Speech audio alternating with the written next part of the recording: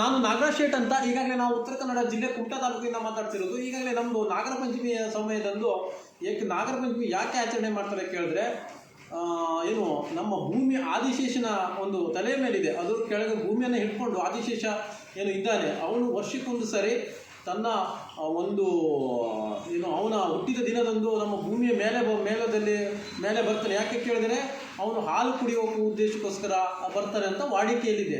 ಮತ್ತೇನು ಕೇಳಿದ್ರೆ, ಈಗ ಆ ನಾಗರ ಪಂಚಮಿ ದಿನದಂದು ನೆಲ ಅಗಿಯೋದಾಗಿರ್ಬೋದು, ಸೋಪ್ ಹಾಕೊಂಡು ಸ್ನಾನ ಮಾಡೋದಾಗಿರ್ಬೋದು, ಅದೆಲ್ಲ ಮಾಡಬಾರ್ದು. ಯಾಕೆ ಅವ್ರಿಗೆ ಕಣ್ಣಿಗೆ ಬೀಳ್ತದೆ ಅನ್ನೋದು ಮೊದಲಿನ ನಮಗೆ ಹಿರಿಯರು ಹೇಳ್ತಾ ಇದ್ರು.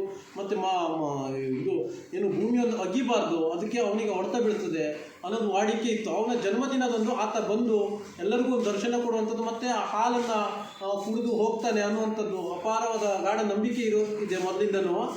ಆ ಒಂದು ನಿಟ್ಟಿನಲ್ಲಿ ಈಗಾಗಲೇ ಇದೊಂದು ನಾಗರ ಪಂಚಮಿ ಇದೆ, ಪ್ರತಿಯೊಂದು ವರ್ಷದಲ್ಲೂ ಕೂಡ ಜನ ಒಂದು ವಿಜೃಂಭಣೆಯಿಂದ ಆಚರಿಸ್ಕೊಳ್ತಾರೆ. ಮತ್ತು ಆತನ ಹುಟ್ಟಿದ ದಿನ ಮತ್ತೇನೆಂದರೆ ಇದು ಆದಿಶೇಷನ